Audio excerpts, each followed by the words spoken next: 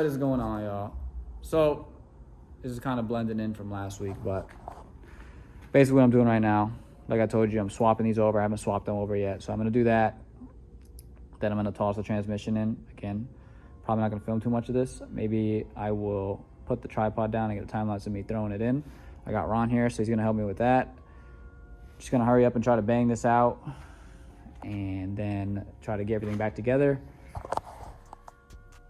I just called Lexus. They quoted me about 100 to 150 bucks for my key, so that's good. So now I can figure that out, try to get that by next week, and then get the car on the road next week. So cross your fingers for me, and let's get to this.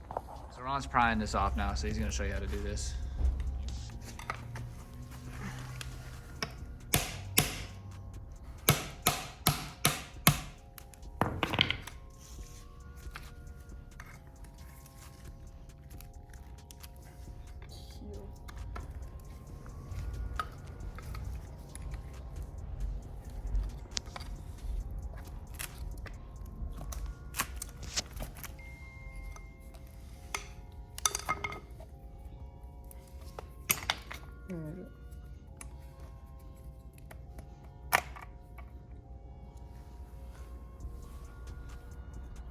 So right now he's hammering that off. He's gonna walk this off. I know I told you guys about this last week, but I'm just showing you now.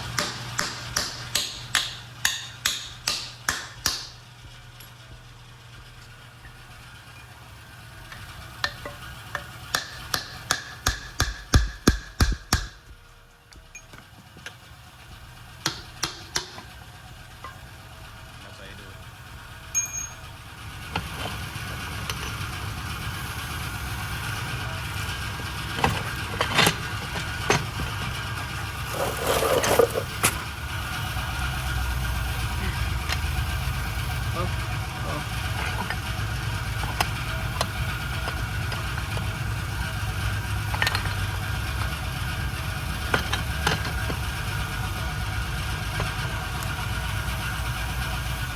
So, my bad. We didn't film none of this because we were trying to get it done.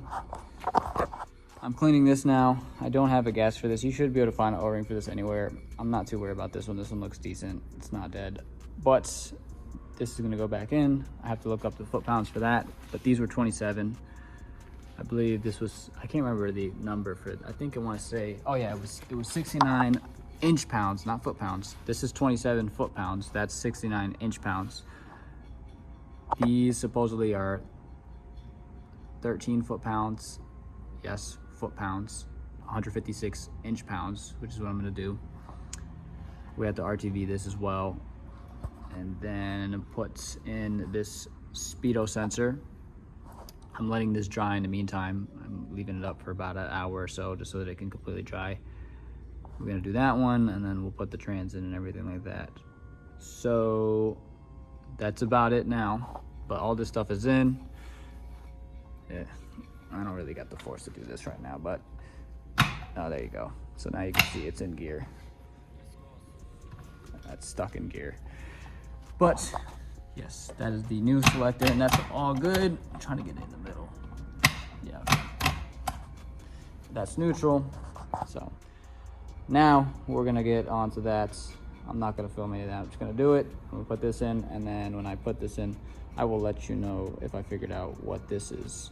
But it shouldn't be that much. And I was thinking about thread locker, but I'm not gonna thread locker because it was already a pain to come out. So yeah, just not a good idea. Don't worry about that. I have another screw I'm gonna put in there. But yes, cleaning this and then putting all this stuff back in. Okay, so it is another day. We put everything together. You guys saw that. I put it under the car now, and we're about to put it up. So what we did was we took a 2x4, put it under the dolly so that the dolly could be what the actual transmission was resting on.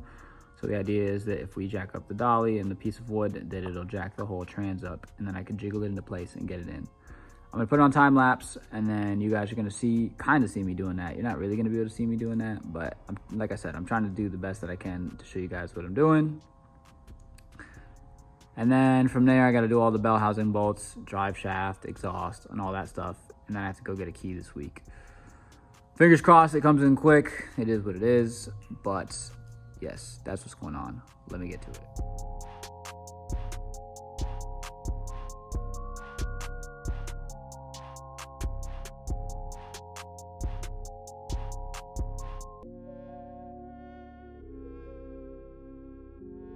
More problems. We didn't listen. We thought we were smart. We were like, oh, the bell housing bolts line up. It's the same thing. Just throw the trans in. It's the same. The bell houses are different. So down here, there's 2 bolt holes on the other one, which it alarmed me a little bit, but I thought I was smart in that, it's just the bell housing bolt, so it wasn't that. Well, that's not the case. This is 1/2 inch shorter than the other bell housing. So there's 2 things to that. One, I heard that 3rd and 5th doesn't want to go in. I don't know if it's when you put this bell housing on, but it's supposedly because I guess I would think the input shaft is hitting the back of the motor or something, which would make sense if this is a 1/2 inch shorter and it goes in a 1/2 inch deeper, then it's going to hit. So now it drives the question of, do I want to make mounts and then possibly the splines aren't going in enough, or do I want to swap the bell housing, which I think we're going to swap the bell housing because it's the simpler one. If the other one involves drilling holes into the chassis and then creating threads and a whole lot of work. So I guess we're gonna swap the bell housing over, right? It's a lot of work still, but yeah. So we gotta take the transmission out after we just got it in. It fought us too, it fought us. And yes, then we gotta cross our fingers that works, because I don't have the key either, so I can't test drive the car to find out until I get the key. It's gonna be a long week.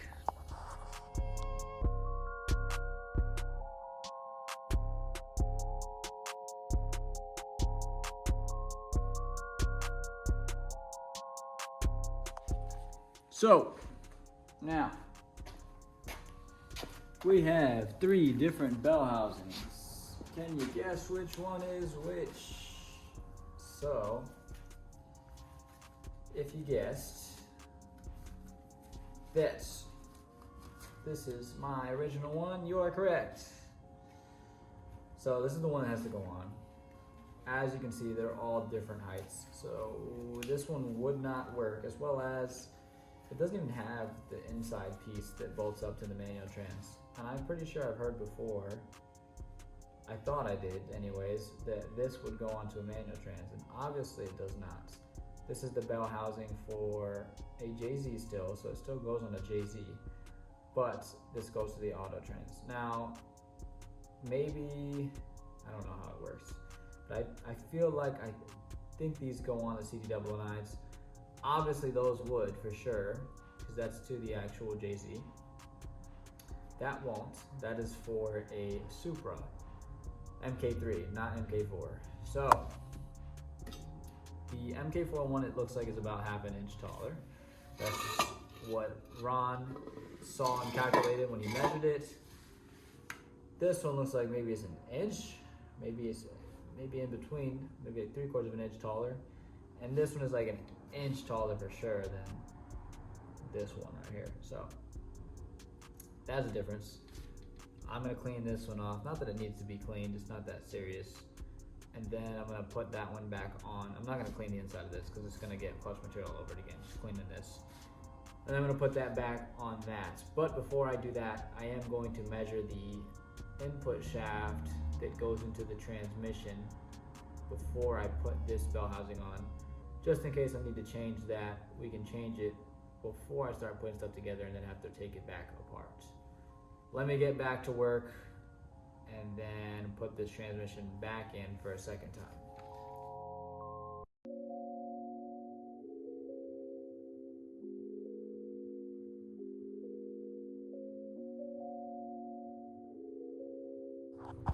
Okay, I know, I kind of left y'all in the dark. The transmission was being a pain. So after the transmission was being a pain, me and Ron ended up going under there with me and him and muscling it into place with ourselves. Like literally just, we put it on top of our chest and muscled it in. Put some jack stands under it so that we didn't have to muscle it real high up, and muscle it on the jack stands. We kind of had to so this is, let's say this is the back of the motor, like facing towards you, the front of the car is facing towards you, and this is the back of the motor. We put it in, kind of had to tilt it this way, and put it in sideways, and then turn it back and then slide it in, because on the top of the bell housing, the starter starter area, and on the opposite side where the mid bell housing bolt is, kept hitting the chassis and topping out at the chassis. So we manhandled it in by hand. We got it in. So once we did that, everything went in just fine. We had measured this. Remember, I wanted to measure the input shaft. I did that. Everything was fine on that end. So we put on the bell housing, torqued it all down to spec. Supposedly spec is 27 foot-pounds, like that side, which checks out. It makes sense. And then on the little clutch housing was 9 foot-pounds, but I just did that by hand, ugga-duggas, because 9 foot-pounds isn't a lot. So put those in, tossed the transmission in. I adjusted those by hand. Supposedly those have a torque spec too, but I just did them by hand. I did them both by 30, and then I did them by hand. So I think it might be more than that, but we'll find out if anything gets loose. I'm not too worried about that. Everything's in now. So I remember something else that I had heard about this situation was that when you put the transmission in and everything like that, it doesn't want to go into fourth. I mean, it's a third, fourth, or fifth. I'm not having that issue. So I'll worry about that when I get the car down. Oh, hold on. Well, this is normal, but let's just see. Uh-oh. Okay, there we go. It always goes funky into reverse. My shifter also isn't bolted all the way down, so that's good. That's fine. This transmission feels way better because I beat mine. I had beat mine when I first got it, and I'm pretty sure I blew the bearing that sets it into first. So my first is so much better now. Like first to second is amazing. First to second both ways, or second to first. So that's all set now. Training mounts are bolted up. Bell housing bolts are all bolted up. I stuck my crazy extensions in there, got the top bolts, did the starters by a ratcheting wrench, and then the bottom ones are all pretty much cake. So everything looks accordingly. The only issue I did have was my reverse light switch split off of the wiring, so I got to rewire that in. You're supposed to crimp them. I use heat shrink and a heat shrink style solder one. It's because it sees heat, so you're not supposed to do that, but I'm not too worried about it. I'm gonna do it again. This time was because I was yanking on it when I was moving around stuff, and I tried to shove it over the top of the transmission to get it to fit so that I could connect everything, and I popped it out. So I gotta do that. From there, I'm gonna do again, put the drive shaft back in, put the diff up, torque the diff down, then torque the drive shaft bolts. I believe those ones are 61 foot-pounds, and I gotta do thread locker this time, so I'm doing thread locker this time. From there, exhaust, and supposedly, I'm not gonna get my hopes up too high, because when I called the dealership said they couldn't get it unless they ordered it from Lexus USA. I called a locksmith. Technically, a locksmith should be able to actually, figure it out through whatever ignition, keyhole, whatever, and make me a key. They told me $225. So fingers crossed they're gonna come here at 2 o'clock, which you guys just see it in whatever clip you see it in.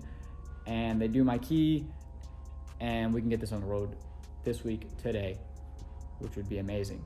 So all that's left is drive shaft, exhaust, add camber into the front wheels. I might adjust those to the 15 mil. I'm tempted. I want to see if they hit or not, because I did check and it did kind of hit.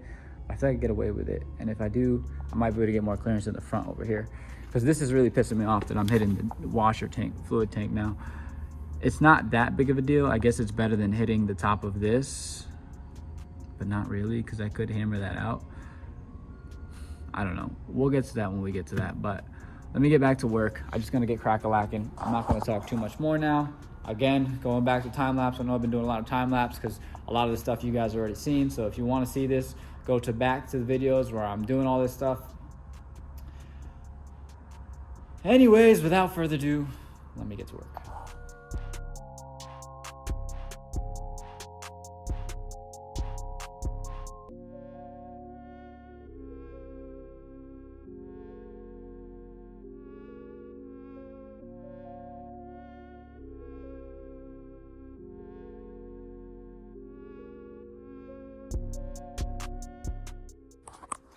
So he's on his way now. Drive shaft is in. Exhaust is almost ready to go in. I'm gonna wait for him to do that. In the meantime, I am going to gonna look up the procedure for the control arms so that I can figure out how to adjust the camber.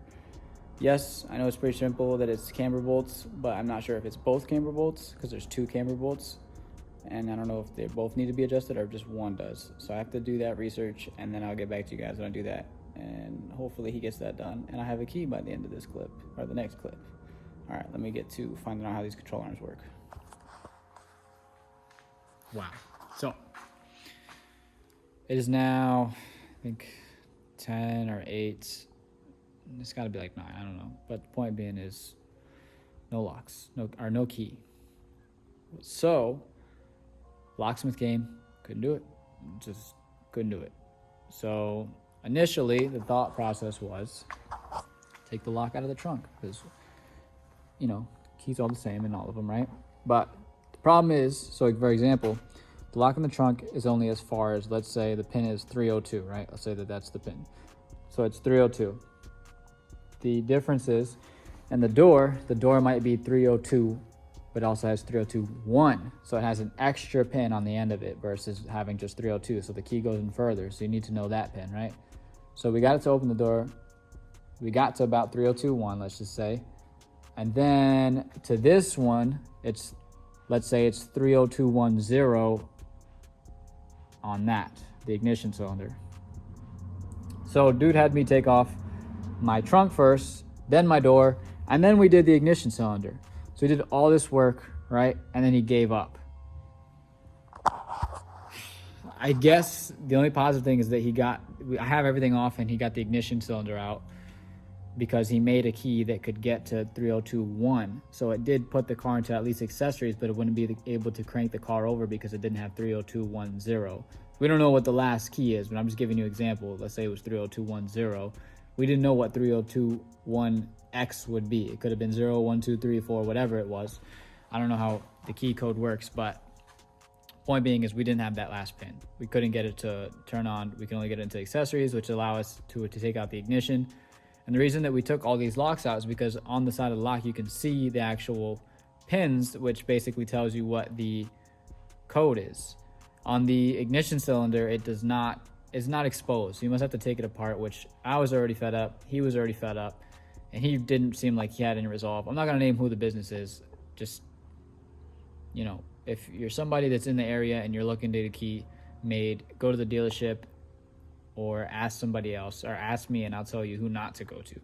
But I'm not going to just post it out there. I don't want to put it out for his business because they did fair business. They showed up and everything. They were an hour late than what they said they were going to show up, but it is what it is.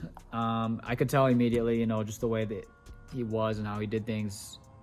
To me, it seemed, I can't tell because I don't know him, but as far as it seemed, his persona, as soon as he came in, it seemed like he didn't have much resolve. So I wasn't too confident that it was going to get done until I started seeing them actually get the door one. Initially is what the one they tried, and he got far. He got the key to turn and everything. So I was actually confident until they tried to do the ignition and they just couldn't get anywhere. So basically, I can start the car now. I did do that, which that tells me that the clutch and pressure plate are fine because the car didn't stall. Everything's good. It revs, all that stuff. I know I didn't show you guys. I just had a lot going on. I was literally waiting 3 hours for these guys to tell me that they give up. So that was stupid and pointless. The only positive is that I saved $200, which I'm going to go get a key anyways from Lexus. I was just trying to be able to drive the car this week. I can drive the car this week now because I did get into accessories, which means I did get the ignition out, which means that I can put the other ignition in. Now, what other ignition, you may be asking, because you guys may not know about my last car. I might have showed it already in the video. I don't know. But anyways, I have a whole nother ignition. I don't know if I'm going to put that whole explanation in of me explaining how the ignition cylinder works. So just to give you guys a brief overview of what just happened, that now works. And if you're wondering why I have a key, it's because this is from the white car and this is not the ignition cylinder to this car. So what I'm doing is I'm swapping the ignition cylinder. Sorry, I'm still frustrated, so I can't speak. But the ignition cylinder is from the white car. The driver door will be from the white car so that I can lock the car and I can get in and out of the car and start the car and everything. can't get into the other things. And the trunk is also for the white car. So 1, 2, 3 are all the same. Yes, I know. I only have 1, 2, and 3 to change if I wanted to get this all to the white car switches. But to be honest with you, I don't want to do all that because I'm going to have another set of locks that I don't have a key for. So I'd rather just go get the key for the green one and then have all the locks the same as the green one. And I have keys for the white one and keys for the green one. It may stay the same for like this for a while, maybe even after I get the keys, just so that I know, and when I have to do it, I can do it. But for the time being, this will have the white car ignition and door and trunk so that I can get around things and do what I got to do. That's where I'm at. I still have to adjust the camber. I still have to put up the exhaust. I may do that tonight. I may do it tomorrow, which you guys will see in the next clip. If I do it in the next clip, let me get to it. Once I get transmission fluid, what I am going to do, I'm actually adapting the fill plug to an AN line. So now it will act as a breather. No, I'm not going to just leave it open. I am going to route a line from that filler plug up to the front of the car, which will be a breather, just like my fuel, and it'll relieve the pressure. So there'll be no oil pressure essentially, or it'll be tight oil pressure. Like it'll breathe out any excess oil pressure.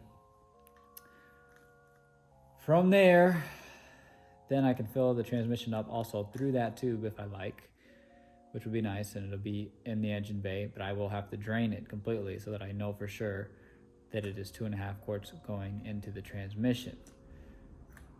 So that's what I'll be doing in the next clip, but tomorrow for me. I'm gonna go rest and then we'll get back at it. Okay, so I know we haven't had much luck this week, but things are still getting done. Now, I got this, and if you're wondering what this is the same size as my fill plug, and this is a conversion to an AN6. So now I need some AN hose ends as well as some AN hose. I don't care if it's PTFE, it could be PTFE. I prefer to get AN hose because I don't have access to PTFE fittings right now. The place I'm going to has AN hose ends. I don't know if they have AN hose lines. Last time I went to them, I had a bad experience, but it was the one particular staff. Everybody else that I've dealt with there have always had no issues. Again, I don't want to put bad business out there. The reason I don't put bad business out there is somebody's livelihood.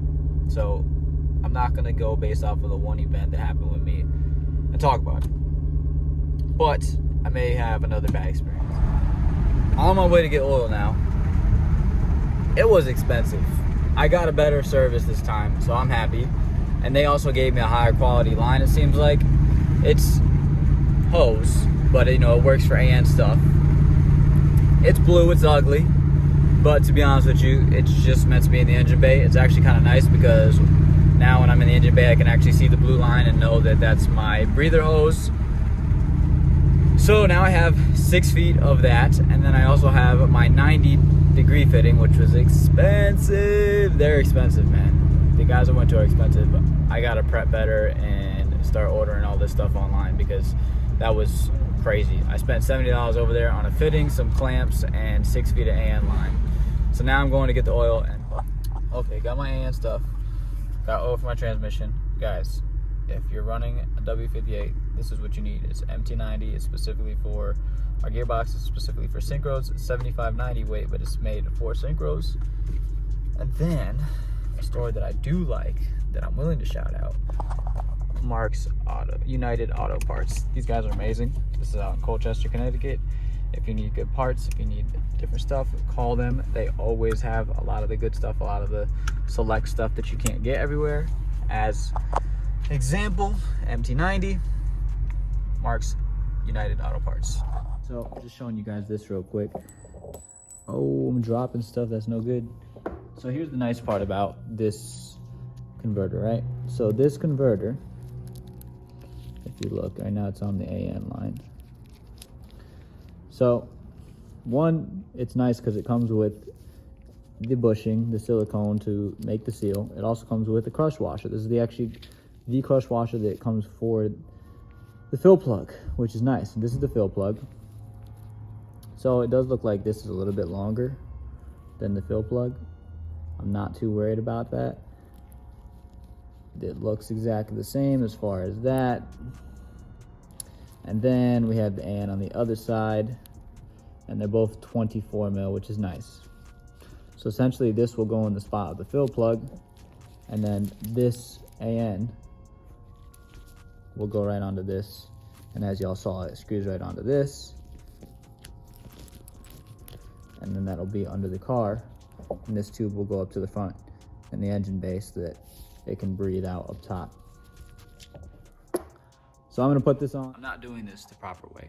The proper way would to have been to fill the transmission right after I took the fill plug out, and then let it get to the fill plug and drain out of the fill plug, and then plug it up from there. Now, I wish I would have done that, because I would have done that, but I didn't do that because I was showing you guys the example, and I already seated everything, and I'm not taking it off. So the proper way would be to, like I said, remove the fill plug, measure the amount that you're putting in, and then whatever you put in, remember the amount that you put in, and based off that, put that in every time, because once you put that AN setup on, it's a tight fit, and to take it off is a pain, and then as well as you'd have to replace that gasket every time in order to do that. So what I recommend is figuring out how much you're putting in, and then remember that number, and go use that number every time that you drain and fill it, so that you don't have to take your AN line off, because what you can do is you can fill from the trans hole. You don't have to open up the whole side piece to fill it up. You don't have to do it through the fill hole. You can do it through that. But the first time you can take the fill hole off, fill it through there and or through the fill hole until it fills up, come out the fill hole, you know what you put in, then you know how much you got to put in every time. Once you seal it up, you don't ever have to open it up again. You can always do it from the top. Now, I didn't do that. So what I've heard so far is supposedly, and y'all are going to either complain, whatever, I don't care. I'm doing this my way. Maybe I blow up another transmission. It is what it is. I have a breather now, so I'm hoping that that's what's gonna save this. Anyways, so I seen that there was dry, it's 2.5 quarts. I seen that it was 2.5 quarts. Even if it's not dry, I've seen 2.2 quarts if it's not dry. I don't know. In my experience, I've been doing 2.5, and 2.5 is when it seems to work best. So I'm gonna do 2.5. Now, here's the catch. If you're gonna do the same thing that I'm doing, because you're an idiot like me and you closed it already, you gotta make sure that you're doing 2.5 US quarts. Why is this important? Because there's also 2.5 imperial quarts, and 2.5 imperial quarts is not the same. 2.5 US quarts is 2.1 imperial quarts. You see? So you'd be overfilling your transmission by a lot. Now, there's also liters, to not be mistaken for liters. So I'm gonna give you guys at least a rule of thumb, what I'm using here. Right here, I have a Hyper Tough jug from Walmart. These come as 6 US quarts, the highest mark. How do I know this? Because 6 liters is 6.34 US quarts. Now you're probably like, okay, but that's below that line. Well, that's because this is 5.5 liters. So this is, look, you got 1 liter, 1.5, 2 liters, 2.5, so on and so forth. So that midline is 5.5 liters. So somewhere up there, it gets up to 6 quarts. I don't know if it's 5.8. All I know is that 6 quarts is 6 liters is equivalent to 6.34 quarts. So this is US quarts on these. So if you get a Hyper Tough one, you can get this, and you can know you can fill it up to 2.5, and that will be 2.5 US quarts of oil. I'm gonna mix a little bit of Lucas into mine. I have 2 quarts of MT90 here. Obviously that's not enough for the trans, but I like to put Lucas in because I feel like Lucas helps. It makes it a little bit tackier. In my experience, when I just did that, it always came out if I revved it to the moon. So I'm hoping that with a little bit of Lucas, the breather, and the MT90, it shouldn't have any issues. So I'm gonna do 2 quarts of that, and then I'm gonna do 1/2 quart of Lucas. I'm gonna pour that into the top of the trans. I'm actually gonna seal my system now because I didn't put down the AN line yet. I did put down the converter. and then I'm gonna fill that up. And then we will get to the camber bolts. I know I keep pushing that back. I know it's gonna be a process. So I'm trying to get everything else done. I wanted to get the AN lines done before I put up the exhaust, because the exhaust, it's not gonna be in the way, but it's gonna be in the air. So I'm gonna fill that up after I seal that, and then we will get to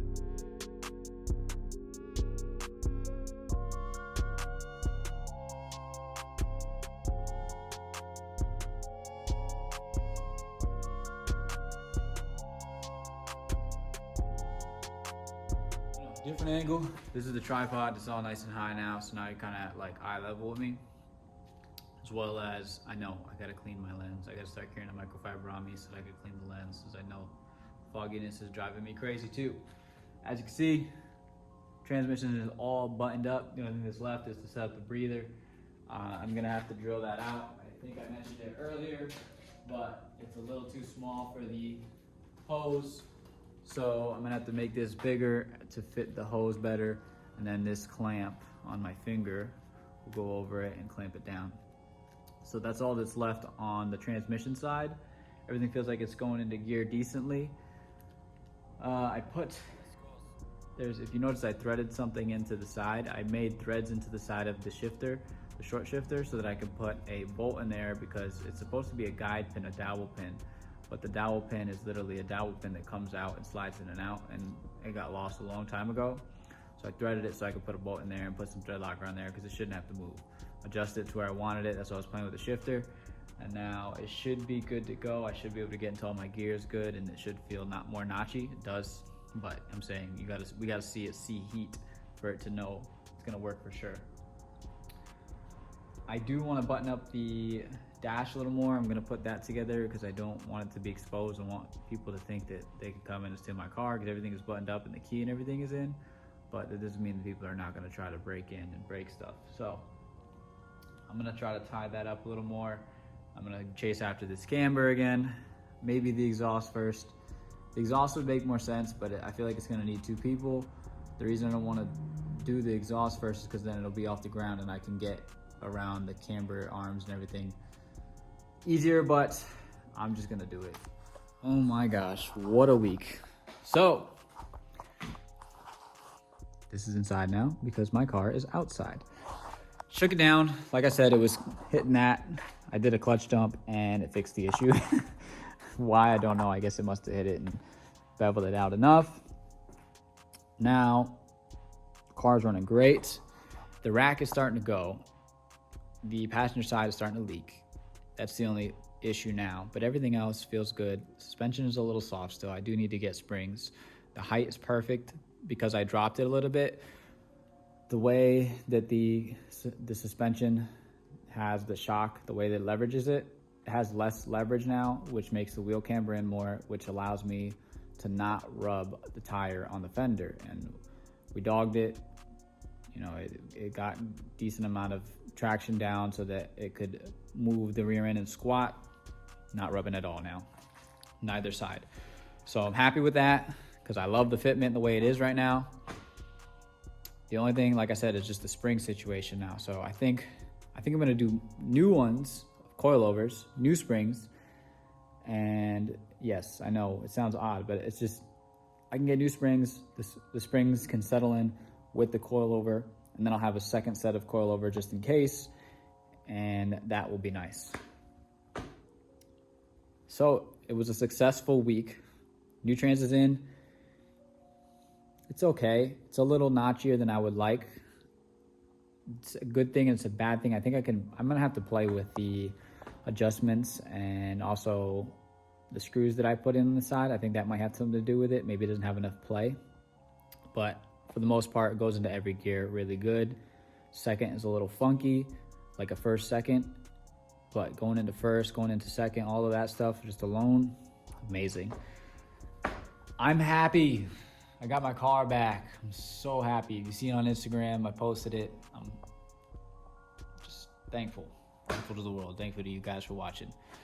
With that being said, I'm peacing out. Again, if you want to support me, like, comment, subscribe, go to midnightoctane.co, order stuff. I'm working on stuff with that too. It will be here soon, but I'm cleaning up. and I'm peacing out. Have a good night.